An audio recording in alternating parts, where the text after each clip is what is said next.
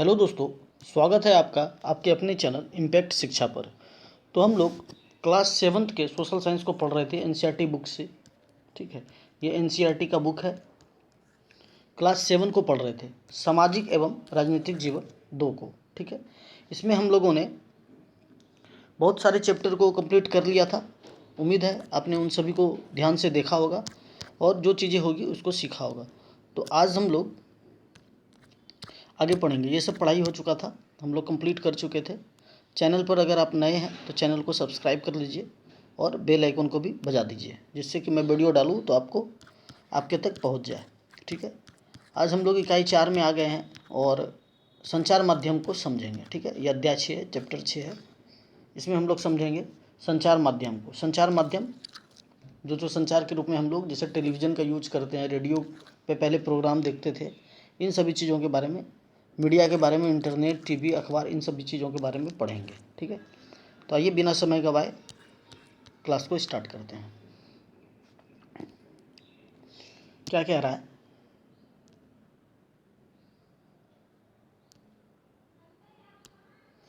स्थानीय मेले की दुकान से लेकर टीवी के कार्यक्रम तक जो आप देखते हैं, इन सबको संचार माध्यम यानी मीडिया कहा जाता है। इसको क्या कहा जाता है? मीडिया कहा जाता है। अब मीडिया को ही हिंदी में क्या बोलते हैं? संचार का माध्यम। ठीक है। मीडिया अंग्रेजी के मीडियम शब्द का बहुवचन है, प्लूरल है। ठीक है, और इसका तात्पर्य उन विभिन्न तरीके से है जिनके द्वारा हम समाज में विचारों का आदान प्रदान करते हैं। मीडियम का क्या अर्थ होता है? माध्यम। मीडियम का क्या अर्थ होता है? माध्यम। क्योंकि मीडिया का संदर्भ संचार माध्यमों से है, इसीलिए हर चीज़ जैसे फ़ोन पर बात करने से लेकर टीवी पर शाम के समाचार सुनने तक को मीडिया कहते हैं। ठीक है, हम जो है फ़ोन पर जो बात करते हैं, टीवी देखते हैं या समाचार सुनते हैं, तो इनको क्या बोलते हैं? इनको मीडिया बोलते हैं। ठीक है, टीवी, रेडियो और अखबार संचार माध्यमों के ऐसे रूप हैं जिनकी पहुंच लाखों लोगों तक है, देश और विदेश के जन समूह तक है। इसीलिए इन्हें जनसंचार माध्यम या मास मीडिया बोला जाता है। इनको क्या बोला जाता है? मास मीडिया बोला जाता है। क्लियर है यहाँ तक? चलिए आगे बढ़ते हैं। संचार माध्यम और तकनीक। ठीक है, संचार माध्यम और तकनीक के बारे में हम लोग पढ़ते हैं। कह रहा है कि आपके लिए संभवतः संचार माध्यमों के बिना अपने जीवन की कल्पना करना भी कठिन होगा। ठीक है, अब कठिन हो गया है, पहले कठिन नहीं था। अब जो है बिना फ़ोन का आदमी नहीं रह सकता।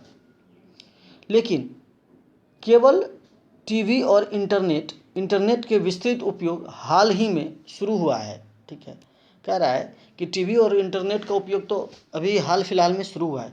इन्हें प्रचलन में आए अभी कितने वर्ष? 20 वर्ष भी नहीं हुए हैं।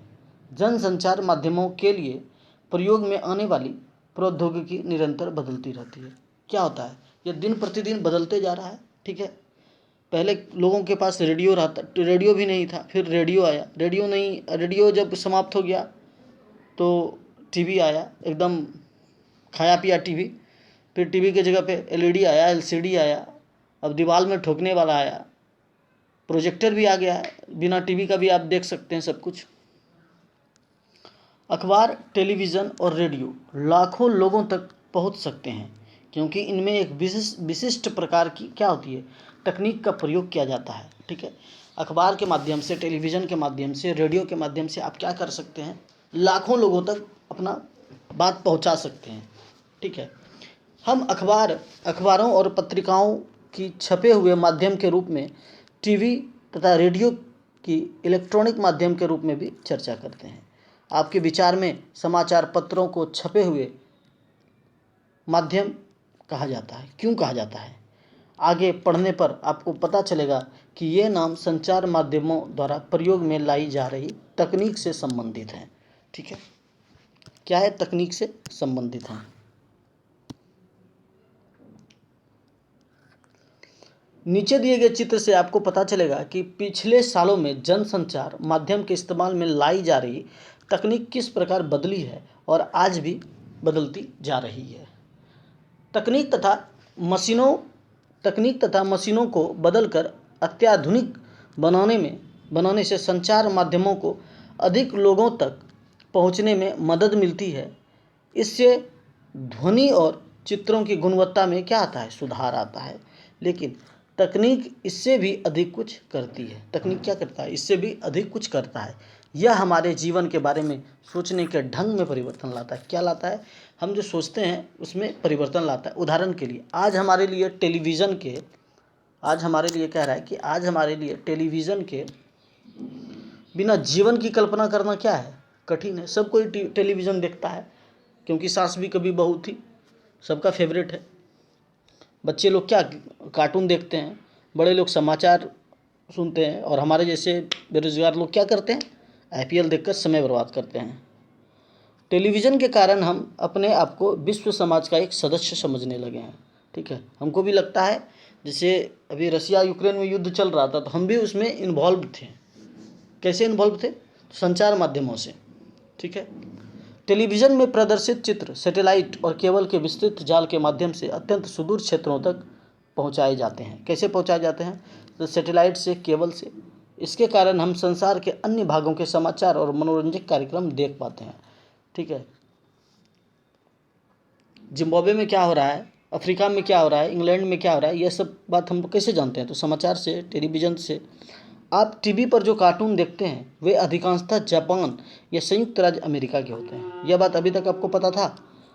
ठीक, जो हम लोग कार्टून देखते हैं वहाँ कहाँ मैक्सिमम कार्टून कहाँ का होता है, जापान का, संयुक्त राज्य अमेरिका का। अब हम चेन्नई या जम्मू में बैठकर अमेरिका में फ्लोरिडा के समुद्री तूफान की छवियों को देख सकते हैं। टेलीविज़न ने दुनिया को बहुत पास ला दिया है। अब पास ला दिया है रील्स ने भी।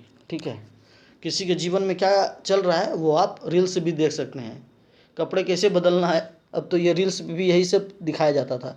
जिसको पहले एमएमएस बोलते थे उसको अब क्या बोलते हैं, रील्स बोलते हैं। रील्स में आप देख सकते हैं। छोड़िए उन सब बातों को, क्या क्या रखा उन बातों में। देखिए क्या रहा है कि 1940 के दशक में इलेक्ट्रॉनिक टाइपराइटर के आ जाने से पत्रकारिता की दुनिया में एक बहुत बड़ा बदलाव आया। ठीक है, तो इलेक्ट्रॉनिक टाइपराइटर कब आया, 1940 में। हमें वो समझना है जो हमारे परीक्षा के लिए महत्वपूर्ण है। तो इलेक्ट्रॉनिक टाइपराइटर कब आया, 1940 में। यह पत्रकारिता में क्या लाया, क्रांति लाएगा। अब क्या रहा है, संचार माध्यम और धन। ठीक है, क्या पढ़ेंगे हम लोग, संचार माध्यम और धन के बारे में। संचार माध्यम और धन के बारे में कह रहा है कि जनसंचार द्वारा उपयोग में लाई जाने वाली विभिन्न तकनीकें अत्यंत क्या होती है, खर्चीली होती है। जरा टीवी स्टूडियो के बारे में सोचिए, सोच लिए। चलिए, जहाँ पर समाचार वाचक बैठता है। ठीक है, स्टूडियो में कौन बैठता है, समाचार वाचक। ठीक, और क्या वहाँ से चिल्ला चिल्ला के बोलता है, पूछता है भारत, पूछता है भारत, पूछता है भारत। इसमें लाइटें, कैमरे, ध्वनि रिकॉर्डिंग करने के लिए यंत्र, संप्रेषण के लिए सैटेलाइट आदि हैं। इन सभी का मूल्य बहुत अधिक होता है। ठीक है, स्टूडियो बनाने में बहुत खर्च भी आता है। क्लियर है। समाचार के स्टूडियो में केवल समाचार वाचक को ही वेतन नहीं दिया जाता। ऐसा नहीं कि सिर्फ जो समाचार पढ़ता है उसी को वेतन दिया जाता है। तब किसको दिया जाता है, बल्कि और बहुत सारे लोग होते हैं जो प्रशासन में क्या करते हैं, सहयोग करते हैं, सहायता करते हैं। इसमें वे लोग सम्मिलित हैं जो कैमरे व प्रकाश की व्यवस्था करते हैं। ठीक, एक्शन बोलने वाला भी को भी पैसा दिया जाता है, माइक पकड़ने वाला रहता है, लाइट लगाने वाला रहता है, बहुत तरह के लोग रहते हैं। जैसा कि आपने अभी पढ़ा, क्या पढ़ा, जनसंचार माध्यम निरंतर क्या होते हैं, बदलते रहते हैं। इसलिए नवीनतम तकनीक जुटाने पर भी बहुत धन व्यय होता है। ठीक, इन खर्चों के कारण जनसंचार माध्यमों को अपना काम करने के लिए बहुत अधिक धन की क्या हो सकती है, आवश्यकता होती है। परिणामतः क्या होता है, अधिकांश टीवी चैनल और समाचार पत्र किसी बड़े व्यापारिक प्रतिष्ठान का क्या हो जाते हैं, भाग ले जाते हैं, भाग हो जाते हैं। ठीक है, तब ये खर्च कहाँ से चलाएगा, पैसे आना चाहिए ना कहीं से। देखिए यह यंत्र क्या है, यह यंत्र है टेलीवाइज़र। टेलीविज़न का प्रारंभिक रूप था। यह क्या था, टेलीविज़न आने से पहले यह टेलीवाइज़र था। अपने इस आविष्कार के सामने बैठे हैं, कौन बैठे हैं, जॉन एल बेल्ड साहब बैठे हैं। इस यंत्र के द्वारा उन्होंने रॉयल इंस्टीट्यूट के समक्ष अपने आविष्कार का क्या किया, प्रदर्शन किया। ठीक, तो आपके एग्ज़ाम के लिए क्या इम्पोर्टेंट है, आपके एग्ज़ाम के लिए क्या इम्पोर्टेंट है, तो पूछा जाएगा कि टेलीवाइजर का खोज कौन किया, तो जॉन एल बर्ड ने। ठीक है, क्लियर है यहाँ तक? चलिए आगे देखते हैं। अब क्या कह रहा है, जनसंचार माध्यम लगातार धन कमाने के विभिन्न तरीकों के बारे में सोचते रहते हैं। एक तरीका जिसके द्वारा जनसंचार माध्यम धन अर्जित करते हैं, विभिन्न वस्तुओं के विज्ञापन का। तो ये धन कहाँ से लाएगा? स्टूडियो वाला, टीवी चैनल वाला, आप जो टीवी देखते हैं तो उसका पैसा नहीं देते हैं ना, उसको फ्री में भी देखते हैं, बहुत सारे चैनल फ्री वाले हैं। तो ऐड आता है, ठीक है, तो ऐड से कि हम आपका प्रचार कर देंगे, आप हमको पैसा दीजिए, तो उनका ऐड के द्वारा वो पैसा कमाते हैं। जैसे कार, चॉकलेट, कपड़े, मोबाइल फ़ोन आदि, इसका विज्ञापन करते हैं, ठीक है, एडवर्टीजमेंट देते हैं। आपने ध्यान दिया होगा, क्या दिया होगा कि अपने प्रिय टेलीविज़न कार्यक्रम को देखते हुए आपको ऐसे अनेक विज्ञापन देखने पड़ते हैं। टेलीविज़न पर क्रिकेट का मैच देखते हुए भी हर ओवर के बाद बार बार वही विज्ञापन दिखाए जाते हैं। इस तरह प्रायः बार बार आप उन्हीं छवियों को देखते हैं। ठीक है, क्रिकेट देख रहे हैं, बीच में प्रचार क्या आ रहा है, वॉशिंग पाउडर निरमा। ठीक, आपका मन नहीं भी है लेकिन निरमा को आप देखिएगा। ठीक, जैसा कि आप आगे देखिए कितने लोग रहते हैं कंट्रोल करने के लिए, इतने लोग हैं इसको कंट्रोल कर रहे हैं।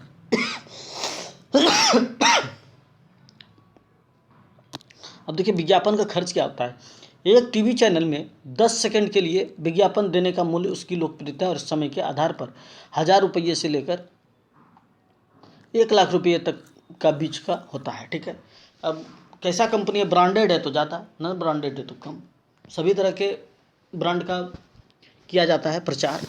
ठीक है,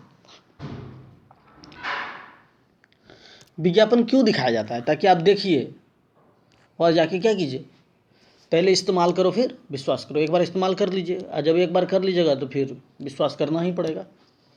संचार माध्यम और लोकतंत्र, अब किसके बारे में पढ़ेंगे हम लोग? संचार माध्यम के बारे में और लोकतंत्र के बारे में। क्लियर है? क्लियर है? कोई दिक्कत? चलिए, लोकतंत्र में देश और संसार के बारे में समाचार देने और उनसे होने वाली घटनाओं पर चर्चा करने में संचार माध्यमों की क्या होती है, अत्यंत महत्वपूर्ण है भूमिका है। उदाहरण के लिए जैसे संचार माध्यमों से नागरिक जान सकते हैं कि सरकार किस प्रकार काम कर रही है। ठीक है, अब संचार माध्यमों के टीवी पर ही ना देखते हैं, टीवी के माध्यम से या अखबार के माध्यम से ही ना देखते हैं कि जैसे मोदी सरकार है तो क्या काम कर रही है, क्या खराब काम कर रही है, क्या अच्छा काम कर रही है, कहाँ रोड बना, कहाँ से हथियार खरीदा और कहाँ किसको उल्टा दिया। ठीक, ये सब कहाँ से आप देखिएगा, तो समाचार से ही देखिएगा। यदि लोग चाहे तो इन समाचारों के आधार पर कार्रवाई भी कर सकते हैं। ठीक है, ऐसा वे संबंधित मंत्री को पत्र लिखकर, सार्वजनिक विरोध आयोजित करके, हस्ताक्षर अभियान आदि चलाकर सरकार से पुनः उसके कार्यक्रम पर विचार करने का आग्रह कर सकते हैं। हस्ताक्षर अभियान कॉलेज में आप लोग किए होंगे, ठीक, बहुत होता है कॉलेज में, ये सब तो आम बात है। आप क्या कर सकते हैं, सरकार के किसी भी काम का विरोध भी कर सकते हैं, तो इसी माध्यम से करते हैं ना, संचार माध्यम से ही करते हैं। जानकारी देने के संबंध में संचार माध्यम की क्या होती है, महत्वपूर्ण भूमिका को देखते हुए यह आवश्यक है कि जानकारी संतुलित होनी चाहिए। ठीक, एकदम जानकारी बराबर होना चाहिए, तब ऐसा नहीं कि हो हल्ला करने लगे।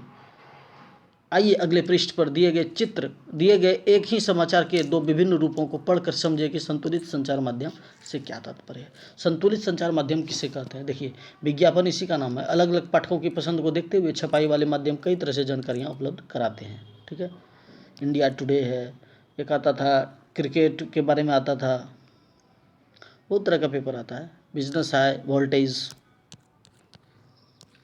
देखिए, अखबार समाचार एक है, ठीक है, न्यूज़ एक है, लेकिन दोनों में अंतर क्या है? न्यूज़ ऑफ इंडिया की रिपोर्ट, यह रिपोर्ट किसकी है? तो यह रिपोर्ट है न्यूज़ ऑफ इंडिया की। ठीक, यह अखबार का नाम है न्यूज़ ऑफ इंडिया। ठीक है, यह अखबार का नाम है। और दूसरा अखबार कौन सा है? दूसरा अखबार है आपका, दूसरा न्यूज़पेपर है इंडिया डेली की रिपोर्ट। ठीक है, दोनों देखिए किस तरह से बातों को प्रकाशित करते हैं। कह रहा है कि प्रदूषण फैलाने वाले कारखानों पर वज्रपात, विरोधियों द्वारा चक्का जाम, यातायात रुका। मतलब कोई कारखाना होगा, वो क्या करता था, प्रदूषण फैलाता था, उस पर क्या किया गया, वज्रपात किया गया। और विरोधी क्या किया, चक्का जाम कर दिया गया। चक्का जाम जब किया तो यातायात रुक गया। ठीक है। और दूसरा यहाँ पे क्या बोल रहा है कि कारखाने के बंद होने से घोर अशांति। ठीक है। एक ही सिक्के के दो पहलू दिखाएंगे यहाँ पे। ठीक है। कैसे गुमराह किया जाता है। कारखाने के मालिकों और मजदूरों के हिंसात्मक विरोध ने आज क्या किया, शहर की गतिविधियों को रोक कर रख दिया। ठीक है। सड़कों पर वाहनों के विशाल जाम लगने के कारण लोग समय से अपने काम पर नहीं पहुंच सके। कारखाना मालिक और मजदूर सरकार के प्रदूषण फैलाने वाली इकाइयों को बंद करने के निर्णय का क्या कर रहे थे, विरोध कर रहे थे। तो लेबर लोग क्या बोल रहा होगा, लेबर लोग बोल रहा होगा कि बंद कीजिए, प्रदूषण फैला रहा है। अब मालिक कह रहा होगा कि नहीं, प्रदूषण फैलाने दीजिए, हम तो मुनाफा देखेंगे। यद्यपि सरकार ने यह निर्णय कुछ जल्दबाजी में लिया है, परंतु विरोधियों को काफ़ी समय से यह पता था कि इनकी इकाइयाँ गैर कानूनी हैं। इन इकाइयों के बंद होने से शहर में प्रदूषण का स्तर काफ़ी कम हो जाएगा। मतलब वो गैर कानूनी ढंग से कारखाना चला रहा होगा। शहर के गणमान्य नागरिक श्री जैन ने कहा। ठीक है। प्रतिष्ठित आदमी थे कौन, श्री जैन। हमारे शहर भारत के नए व्यावसायिक केंद्र के रूप में स्थापित होता जा रहा है। इसके साथ साथ यह भी आवश्यक है कि शहर साफ और हरा भरा रहे। प्रदूषण फैलाने वाले कारखानों को हटाया जाना चाहिए। विरोध करने के स्थान पर कारखानों के मालिकों व कामगारों को पुनर्स्थापन का प्रस्ताव स्वीकार कर लेना चाहिए। ठीक है। यह बात हो गया। यह बात किसका है, तो न्यूज़ ऑफ इंडिया रिपोर्ट का है। ठीक है। अब इसी रिपोर्ट को कौन बोलेंगे, इसी रिपोर्ट को इंडिया डेली रिपोर्ट। शहर के आवासीय क्षेत्र में 1 लाख कारखानों का बंद होना एक गंभीर समस्या का रूप ले सकता है। ठीक है। मान लीजिए कोई शहर में कारखाना है, वो बंद हो जाए, तो बंद होना सॉल्यूशन नहीं है। अगर बंद हो जाएगा तो क्या हो जाएगा, वहाँ पे जो मजदूर लोग उस पर जो निर्भर है, आश्रित है, उनका जीविकोपार्जन कैसे होगा। सोमवार को हजारों कारखाना मालिक व कामगार कारखाना बंदी पर अपना कड़ा विरोध जताने के लिए सड़कों पर उतर आए।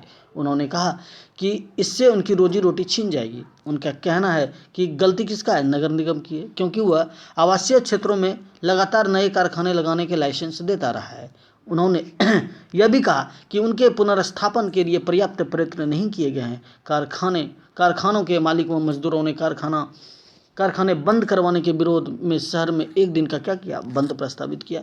एक कारखाना के मालिक श्री शर्मा ने कहा, श्री शर्मा क्यों है, कारखाना के मालिक हैं।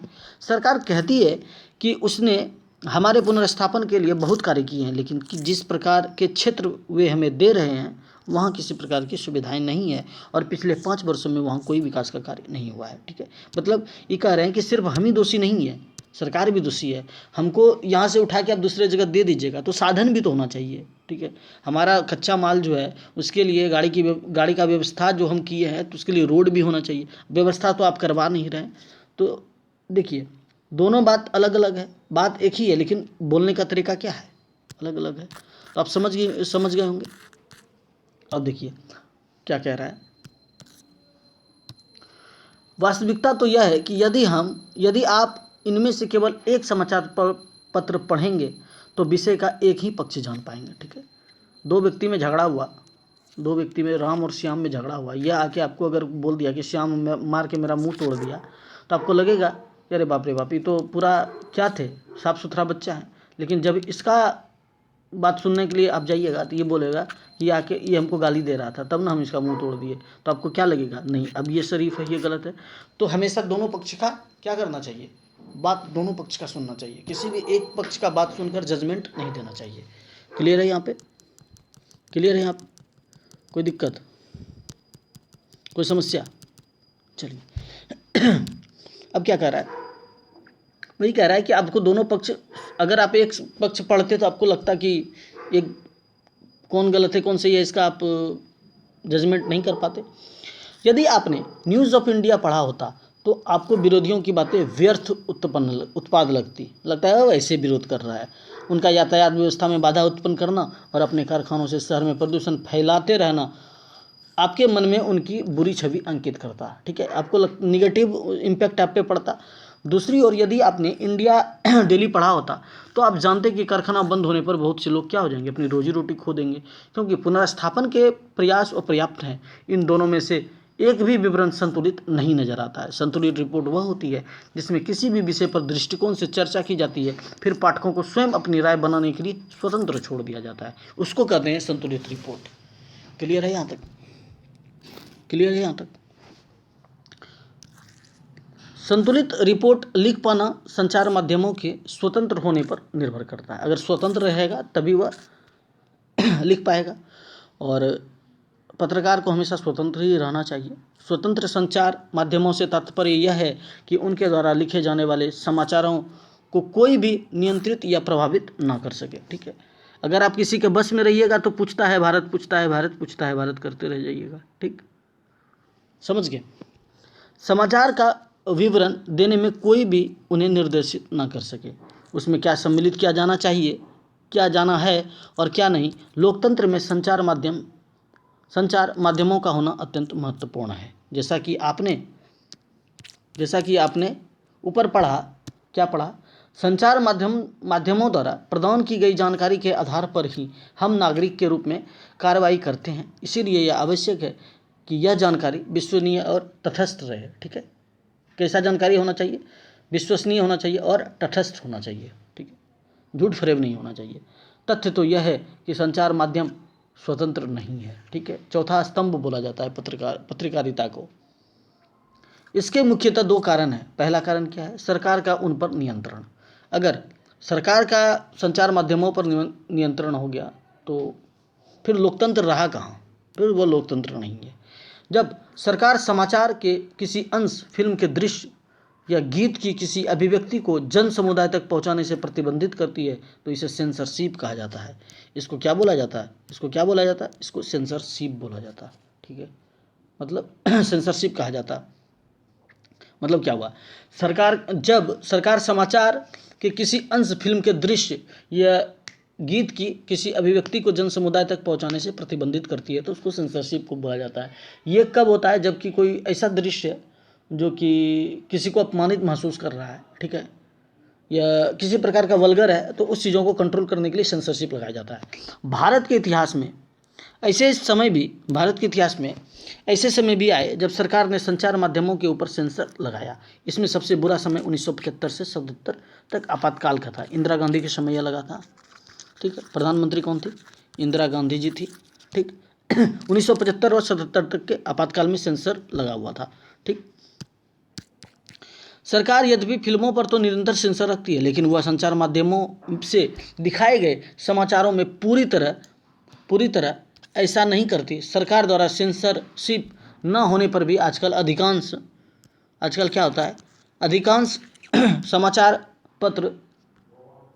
समाचार पत्र संतुलित विवरण देने में क्या होते हैं? वो सफल होते हैं। ठीक है, वो सफल हो जाते हैं, वो संतुलित विवरण दे ही नहीं पाते। इसके कारण क्या होता है? इसके कारण बहुत जटिल है। इसका कारण क्या है? बहुत जटिल है। संचार माध्यमों के विषय में शोध करने वाले लोगों का कहना है कि ऐसा इसीलिए है क्योंकि संचार माध्यमों पर व्यापारिक प्रतिष्ठानों का क्या हो गया है? नियंत्रण हो गया है। व्यापारिक प्रतिष्ठान वाले क्या कर लिए हैं? संचार माध्यमों को अपने कंट्रोल में ले लिए हैं। कई बार किसी विवरण के एक पक्ष पर ही ध्यान केंद्रित कराना इनके हित में होता है। ठीक है, या जिस पर चाहेंगे, जो मुद्दा पर चाहेंगे उसी पर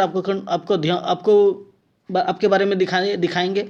रूस और यूक्रेन में युद्ध हो रहा है तो रूस का आपको सही चीज़ दिखाएंगे कि रूस का इतना मर गया, ये हो गया, वो हो गया। यूक्रेन का भी दिखाइए। और कोई न्यूज़ वाला क्या खाली यूक्रेन का दिखा रहा है, रूस का एकदम बुराई कर रहा है। समझ गए? तो ये संतुलित नहीं है। संचार माध्यमों द्वारा निरंतर धन की क्या होती है? आवश्यकता, और उसके लिए विज्ञापनों पर निर्भरता के कारण भी उन लोगों के विरोध में लिखना क्या हो जाता है? कठिन हो जाता है। ठीक, आपके लड़ाई का मुकदमा आपके बाबूजी सुनेंगे तो आपको फांसी मिलेगा? कभी नहीं मिलेगा। जो विज्ञापन देते हैं, इसीलिए व्यापार से गहन जुड़ा होने के कारण अब संचार माध्यमों को स्वतंत्र नहीं समझा जा सकता।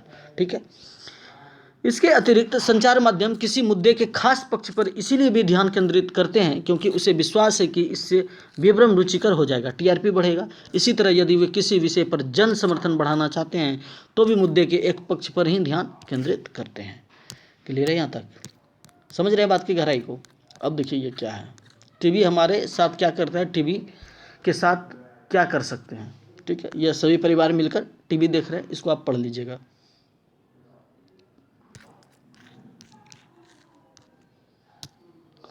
समाचार पत्र संतुलित विवरण देने में क्या होते हैं, असफल रहते हैं। अच्छा, यहाँ ये तो पढ़ चुके थे।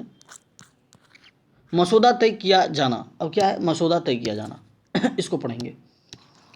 मसौदा तय किया जाना, किन घटनाओं पर ध्यान केंद्रित किया जाए, इसमें भी संचार माध्यमों की महत्वपूर्ण क्या होती है, भूमिका होती है। और इसी के आधार पर वह तय कर देते हैं कि क्या समाचार में दिए जाने योग्य है। वह पहले क्या करेंगे, इसको तय करेंगे कि इसको समाचार में देना चाहिए या नहीं। उदाहरण के लिए आपके विद्यालय के वार्षिकोत्सव की खबर शायद समाचार में दिए जाने योग्य नहीं है, ठीक है। अब क्या है कि आपका जन्मदिन है, आपके दोस्त का जन्मदिन है, तो क्या इसको समाचार में दे देंगे। लेकिन यदि कोई प्रसिद्ध अभिनेता उसमें मुख्य अतिथि के रूप में आमंत्रित हो तो संचार माध्यमों की रुचि इसे समाचार पत्रों में सम्मिलित करने से हो सकती है, ठीक है। आपके स्कूल में कोई प्रोग्राम है तो उसके बारे में जो है समाचार में नहीं दिया जाएगा, लेकिन अगर उसमें, ठीक है, कोई अभिनेत्री आ जाए, देखिए कैसे चलने लगेगा। अजीत शर्मा जो भागलपुर से थे, प्रचार कर रहे थे, कोई दिक्कत नहीं, पेपर में नहीं आ रहा। जैसे ही उनकी सुपुत्री नेहा शर्मा आई, भीड़ तो देखिए तोड़ कर दिया। वोट देगा कम लेकिन देखेगा ज़्यादा, पता नहीं। तो वही है, कुछ खास विषयों पर ध्यान केंद्रित करके संचार माध्यम हमारी विचारों, भावनाओं और कार्यों को क्या करती है, प्रभावित करती है और हमारा ध्यान उन मुद्दों की ओर आकर्षित करती है, ठीक है। कहे जा रहे हैं तो यह मुद्दा नहीं है कि किस मुद्दा पर अजीत शर्मा को हमको जिताना है या किस मुद्दा पर अजीत शर्मा को वोट नहीं देना है। मुद्दा क्या है, नेहा शर्मा को देखना है। चलो, हमारे जीवन पर महत्वपूर्ण प्रभाव डालने और हमारे विचारों को निर्मित करने में मुख्य भूमिका होने का कारण ही प्रायः यह कहा जाता है कि संचार माध्यम ही हमारा मसौदा या एजेंडा तय करते हैं, ठीक है। हमको क्या देखना है, संचार माध्यम को भी पता है कि इसको क्या देखना है, इसीलिए वह बार बार दिखाता है, ठीक है। अब देखिए आगे क्या कहता है। अभी हाल ही में संचार माध्यमों ने कोको कोला पेयों में कीटनाशकों का स्तर खतरे के स्तर तक बढ़े हुए होने की ओर हमारा ध्यान आकर्षित किया, ठीक है। कोको कोला में कीटनाशक जो था उसका स्तर बढ़ा हुआ था, उन्होंने कीटनाशकों के अत्यधिक मात्रा में होने की रिपोर्ट प्रकाशित कर दी। अब क्या हो गया, और इस तरह हमें कोला पेयों को अंतर्राष्ट्रीय गुणवत्ता व सुरक्षा मापदंडों के अनुसार नियमित रूप से नियंत्रित करने की आवश्यकता महसूस कराई, ठीक है। छाप दिया कि कोको कोला पीजिएगा तो मर जाइएगा, जैसे मैगी में आया था, शीशा है, तो आदमी जागरूक हो गया। उन्होंने सरकार के दबाव के बावजूद निडरतापूर्वक घोषणा की कि कोला पीना सुरक्षित नहीं है, ठीक है। एकदम बिना डरे क्या बोल दिया कि कोला पीना सुरक्षित नहीं है, कोला में दिक्कत है, आप नहीं पीजिए, गड़बड़ हो जाएगा। इस वृत्तांत को पेश करके संचार माध्यमों ने निश्चित रूप से हमारा ध्यान ऐसे विषय पर केंद्रित करने की कोशिश की जिस पर यदि उनकी रिपोर्ट ना आती तो हमारा ध्यान भी नहीं जाता। एकदम धड़ल्ले से पी रहे थे, ठीक। जब तक अखबार में नहीं छपा था कि मैगी में शीशा है तब तक लोग खूब खा रहा था। कोला में नहीं आया तो लोग खूब पी रहा था। जैसे ही आया तो ना चाहते हुए भी आपको एक बार देखना पड़ेगा, सोचना पड़ेगा। तो यह कौन काम करता है, यह समाचार माध्यम ही करता है, ठीक है। निडरता से सामना किया, यही कोला वाला 2 करोड़ दे देता तो कहानी खत्म हो जाता। यही तो होता है। क्लियर है यहाँ तक। कई बार ऐसी घटनाएं हो जाती है जब संचार माध्यम उन विषयों पर हमारा ध्यान केंद्रित कराने में क्या हो जाते हैं, असफल हो जाते हैं जो हमारे जीवन के लिए क्या है, महत्वपूर्ण है, ठीक है। और हमारा ध्यान वहाँ तक नहीं ले जा पाता है। उदाहरण के लिए पीने का पानी हमारे देश की क्या है, एक सबसे बड़ी समस्या है, ठीक है। लोग पानी भी अब खरीद के पी रहा है बोतल में। प्रतिवर्ष हजारों लोग कष्ट सहते हैं और मर जाते हैं क्योंकि उन्हें पीने के लिए क्या होता है, सुरक्षित पानी नहीं मिल पाता है। फिर भी संचार माध्यम हमें इस विषय पर बहुत कम ही चर्चा करते हुए दिखते हैं। एक सुविख्यात भारतीय पत्रकार ने लिखा है कि कैसे वस्त्रों को नया रूपांतर देने के लिए डिजाइनर ने फैशन वीक में धनवानों के समक्ष अपने नए वस्त्र प्रदर्शित करके सभी समाचार पत्रों के मुख्य पृष्ठ पर पर स्थान पा लिया, ठीक है। देखिए दिक्कत क्या है ना कि न्यूज़ वाला जो है सही न्यूज़ नहीं चलाता है, ठीक। वो अलगे सब चीज़ चलाएगा। आप सांझ को टीवी देखने बैठिएगा तो आपको दिखाएगा कि पाकिस्तान में टमाटर जो है 400 का पार, पाकिस्तान में हाहाकार, चीन जो है ये हो गया, फलना देश में ये हो गया। ये कभी नहीं आपको बताएगा कि आप जो है बिहार में यह दिक्कत है, भारत में यह दिक्कत है, भागलपुर में यह दिक्कत है, मुंगेर में यह दिक्कत है, बांका में यह दिक्कत है, भागलपुर से घोघा जाइएगा तो गिर जाइएगा, इतना रोड बेकार है। उसका आपको कभी नहीं दिखाएगा। वो दिखाएगा क्या, पाकिस्तान में टमाटर 400 पर है, पाकिस्तान में 2 टका हो जाए हमको क्या लेना, पाकिस्तान जाएंगे खरीदने के लिए। पाकिस्तान में 400 हो जाए हमको क्या दिक्कत है। आटा नहीं मिल रहा है पहुँचा दीजिएगा, चचा रहते हैं आपके वहाँ, फ्री में मिल रहा है तो आपको पहुँचा देगा वो। तो न्यूज़ में वो सब चीज़ें दिखाई जाती है, क्या कीजिएगा। जहाँ रहते हैं वहाँ के बारे में नहीं दिखाएगा। अरे हम रहते हैं बिहार में, तो बिहार में बताइए ना कि मजदूर लोग पलायन कर रहा है, रोजगार नहीं है, ठीक, रोजगार नहीं दे पा रहे हैं, नहीं दे पा रहे हैं तो काहे इंटर BA करवा रहे हैं, मत करवाइए, स्कूल बंद कीजिए, कॉलेज बंद कीजिए। न्यूज़ में वो कभी नहीं चलाएगा। न्यूज़ में ये कभी नहीं चलाएगा कि आप कौन सा पानी पीजिए, नहीं पीजिए, कैसे रहिए, योग कीजिए, स्वस्थ रहिए। इन सब चीज़ों से न्यूज़ वाले का TRP बढ़ेगा भी नहीं, और हम और आपकी भी दिक्कत है कि हम लोग उसको स्किप कर देंगे, देखेंगे भी नहीं, ठीक है। समझ रहे हैं बात की गहराई को। तो न्यूज़ वाले को जो दिखाना चाहिए वो दिखाएगा नहीं। 50 ग्राम ड्रग्स मिल जाएगा, आर्यन खान के पीछे पागल हो जाएंगे, चीख चीख के बोलेंगे। वही सब बात है। जो बेसिक मुद्दा है उस पर बहस नहीं होता है, ठीक है। यह बात कर रहा है कि जैसे कि कोई डिजाइनर कंपनी है तो वह क्या करेगा, फैशन वीक का नाम देगा और इसमें महिलाओं को तरह तरह के वस्त्र प्रदर्शित किया जाता है दिखा के, ठीक है। महिलाओं को पहला के एकदम वॉक करवाएंगे, आप देखिए और उसको क्या कीजिए, पहनिए, खरीदिए। समझ रहे हैं यहाँ तक? यहाँ तक हो गया। जबकि उसी सप्ताह इधर फैशन वीक चल रहा है, कह रहा है कि उसी सप्ताह मुंबई में अनेक झोपड़पट्टियों में गिरा दिया गया, पर किसी ने इस पर जरा सा भी ध्यान नहीं दिया। छापेगा ही नहीं, ठीक है। कहीं आग लग गया, गेहूं का खेत जो है बीघा का बीघा खत्म हो गया, उसके बारे में नहीं छापेगा। छापेगा किसके बारे में, तो अभी नेताजी जो है, तैमूर जो है अभी पानी पिया, तैमूर ये किया, तैमूर वो किया। मेन मुद्दा पर जो बहस होना चाहिए वो बहस होता नहीं है, ठीक है। स्थानीय संचार माध्यम, ठीक है। देखिए यह स्थानीय सुपर लहरिया, क्या लिखा हुआ है, खबर लहरिया, यह खबर लहरिया अखबार का नाम है, ठीक है। ये क्या है, स्थानीय संचार माध्यम है।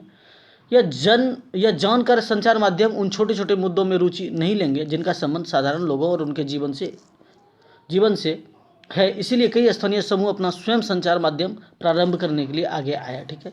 वो लोग नहीं छापता तो क्या किया, अपना मुद्दा देने के लिए लोकल वाला भी अखबार छापने लगा।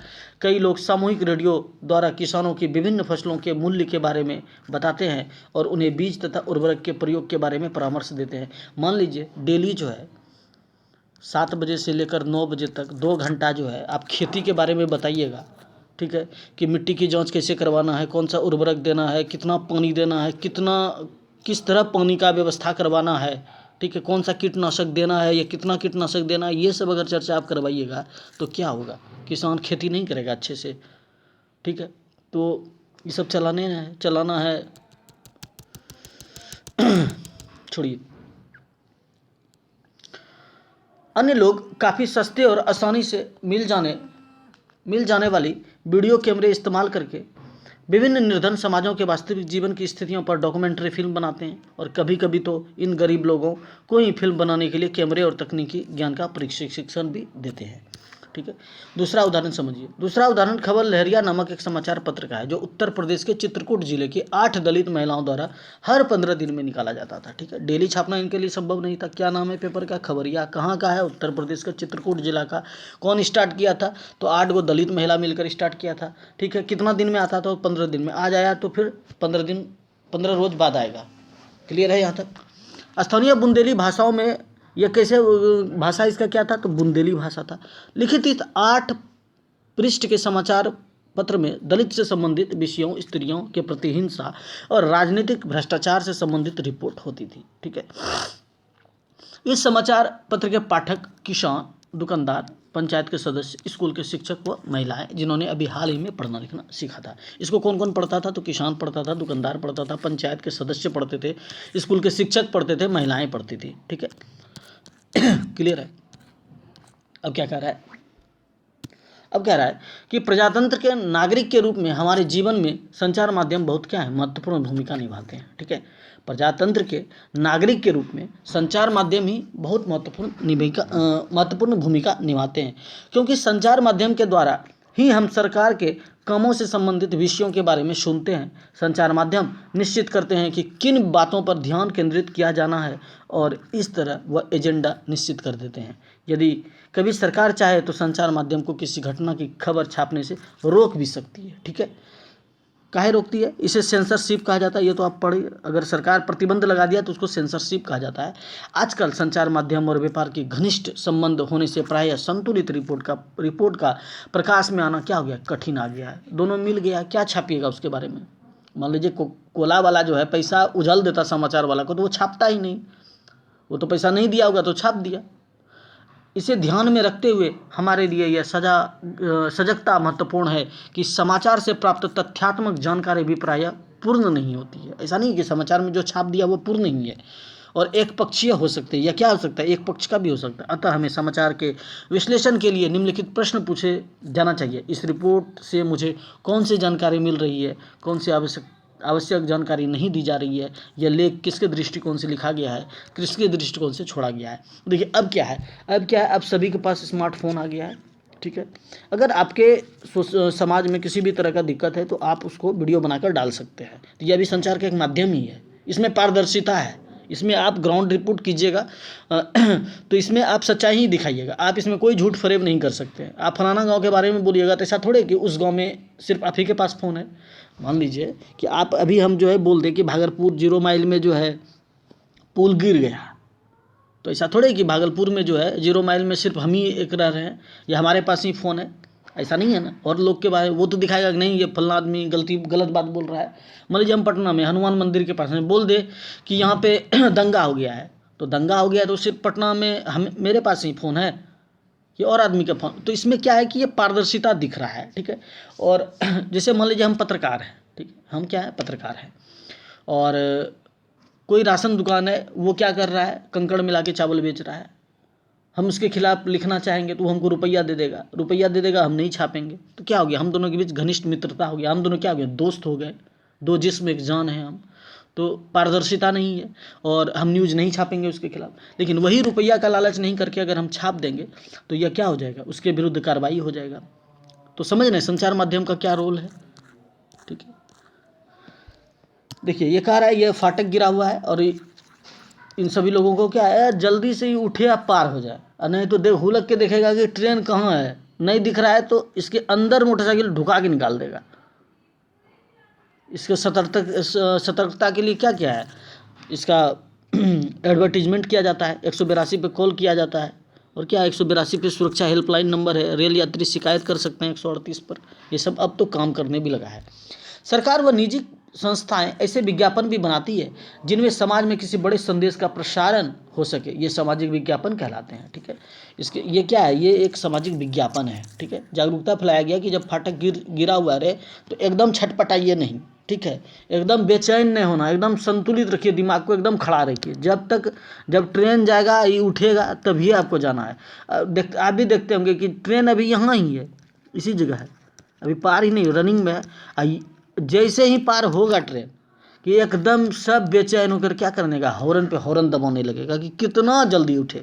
अगर ई पहले उठ गया तो इधर वाला आदमी तोड़ करेगा, अगर उधर का खुल गया तो उधर का आदमी पहले तोड़ करेगा, मतलब इतना बेचैनी है। ठीक है, उसी के लिए जागरूकता दिया गया है।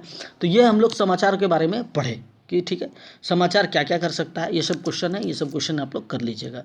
ठीक है, इसमें महत्वपूर्ण विषय क्या क्या था कि प्रकाशित सेंसरशिप क्या होता है, जब उसको रोक लगा देता है किसी मुद्दा पर। यह दो तरीके से भी रोक लगाया जाता है। मान लीजिए कि कोई गाना, भोजपुरी में जैसे गाना निकलता है, तो ऐसा गाना निकलता है कि सब बातें कह देता है, तो उसको रोक लगाना चाहिए और ये अच्छा कदम होना चाहिए। अब मान लीजिए कि कोई बात है, किसी गांव में मर्डर हो गया, किसी महिला का मर्डर हो गया, अब उस पोस्टमार्टम रिपोर्ट को नहीं छाप देगा। क्यों नहीं छाप देगा? अगर मान लीजिए पोस्टमार्टम रिपोर्ट में बलात्कार की घटना आ गया तो क्या हो जाएगा, दंगा हो जाएगा, तो उसको भी रोकता है। तो वो भी क्या है, सेंसरशिप ही है। समझ रहे हैं बात की गहराई को। ठीक, हम लोग ये चैप्टर को कंप्लीट कर लिए। इस चैप्टर का क्या नाम था, संचार माध्यम। ठीक है, इस चैप्टर का क्या नाम था, देखिए हम लोग किसको पढ़े, संचार माध्यम को समझ गए, और उम्मीद है आपको इन सारी चीज़ों के बारे में जो मैंने बताया ये समझ में आ गया। अगर समझ में आ गया तो वीडियो को क्या कीजिए, लाइक कर दीजिए, और जो न्यू लोग हैं उनसे आप क्या करिए, सब्सक्राइब करवाइए और हमारे चैनल को आगे बढ़ाइए, सहयोग कीजिए। और कोई सुधार की ज़रूरत है तो कमेंट करके अपना वक्तव्य भी हमको बताइए कि क्या दिक्कत है, क्या परेशानी है। उम्मीद करेंगे कि उसको सुधारने का। ठीक है, मिलते हैं अपने नेक्स्ट वीडियो में। और अगले क्लास में देखिए हम लोग क्या पढ़ेंगे। ये बुक ख़त्म ही होने वाला है, बहुत आगे हम लोग बढ़ चुके हैं। यह बुक ख़त्म ही होने वाला है, और फिर हम लोग क्लास 8 को भी स्टार्ट करेंगे। ठीक है, सिलसिलेवार ढंग से पढ़ेंगे, जिससे पढ़ने में मज़ा भी आएगा। इकाई 5 को पढ़ेंगे बाज़ार के बारे में। ठीक है, क्या देशात हमारे आसपास के बाज़ार। ठीक है, बाज़ार के बारे में हम लोग पढ़ेंगे। ठीक है, मिलते हैं अपने नेक्स्ट वीडियो में। थैंक यू, धन्यवाद दोस्त।